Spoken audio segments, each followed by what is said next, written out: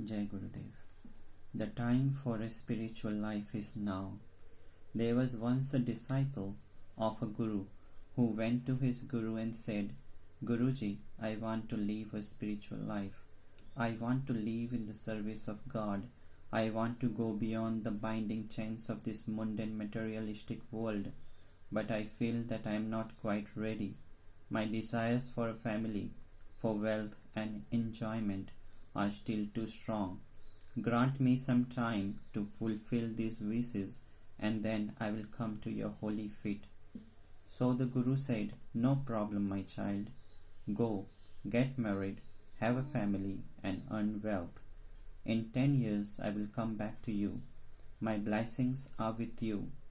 With the blessings of his Guru, the man went out and quickly found a beautiful girl to marry.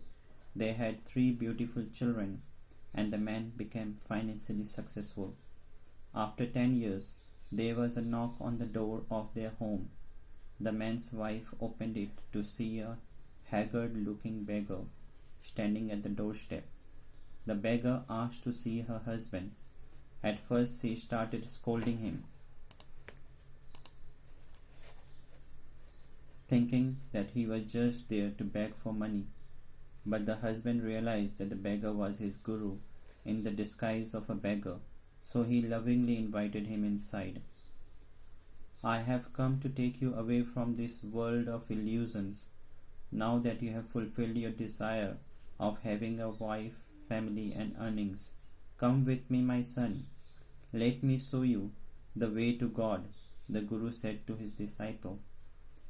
But the man looked at his Guru pitifully and said, Dear beloved Guru, yes, you are right. You have given me my 10 years ever so generously, and with your blessings I have prospered beyond my imagination. But my children are very young, and my wife is again with child. She would not be able to handle the burden of all of them alone. Allow me to stay another 10 years until the children are old enough to care for themselves. A true Guru will guide you to the path, show you the light, and help when help is requested, but will never force a disciple against the disciple's will to follow any particular path. Thus the man's Guru compassionately agreed, saying, So be it, my son. Stay another 10 years until you feel that your mission is fulfilled. 10 years later, the Guru returned to the home to find a large bulldog out front guarding the house. Immediately he recognized his disciple in the dog and saw, with his divine vision, that the man has passed away several years prior due to heart attack. Due to the man's intense attachment to his family and wealth, he has reincarnated as a guard dog. The Guru put his hand on the dog's head and said, My child, now that you have regressed from a human to a dog, due to your attachment to these worldly things, you are finally ready to come with us. The dog licked the hand of his Guru lovingly and said, My beloved Guruji, you are right that it's my own attachment which has driven me to take birth as a dog, but to see my children have many enemies who are envious of their wealth and power. These enemies are very dangerous to my children, and I must stay here to protect them. However, I am sure that within a few years everything will sort itself out and they will be fine. Give me just 7 more years to protect them, then I am yours. Guru left and returned 7 years later. This time there was no dog out front, and the home was filled with grandchildren running around. The Guru closed his eyes and saw, with his divine vision, that his disciple has taken birth in the form of a cobra, wedged into the wall near the families, safe to guard the money. He called the grandchildren of the house. My children, he said, in the wall, right to the right of your safe, there is a cobra. curled up in a small nook. Go there and bring the cobra to me. Do not kill it. It will not harm you, I promise. But just break its back with a stick and then bring it to me. The children were incredulous. They went to the wall where the old man had directed them. Amazed, they saw, just as the Guru had said, a cobra was curled up in the wall. Following his orders, they broke the cobra's back and carried it out to the Guru. The Guru thanked the children, threw the cobra over his neck, and left. As he walked away, carrying the cobra over his neck, the Guru spoke to the cobra, injured and aching. My child, I am sorry for hurting you, but there was no other way. 27 years and 3 births ago, you left to taste the material world of sensuous pleasures. But the ways of Maya are so alluring and so subtle that they trap us instantly. You have wasted these lifetimes in the futile pursuit of material success and in attachment to people who also are only actors in the cosmic drama. My child, all here is Maya, the cosmic illusion.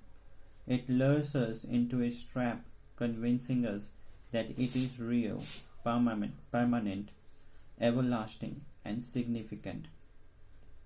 But in reality, the only thing which is real is Him.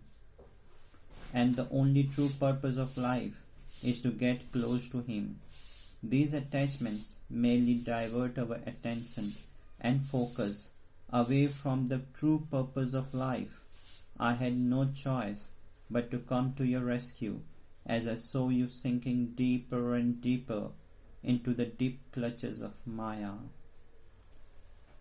So frequently in life we think, just one more year, then I will cut back on my luxuries and cut back on my time at the office.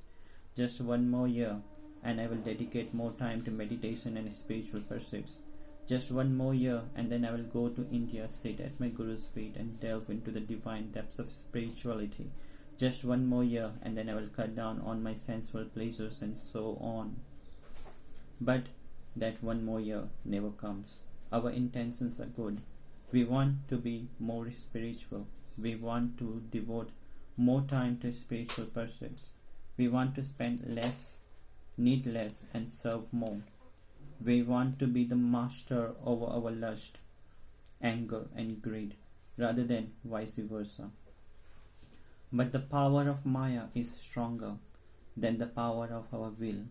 Thus we continue to find excuses for why we must continue to work 50 or 60 hours work weeks, why we still have no time for meditation, why we can't squeeze a visit to the holy places of India into our year's planning, and why we continue to run temporary sensual pursuits. We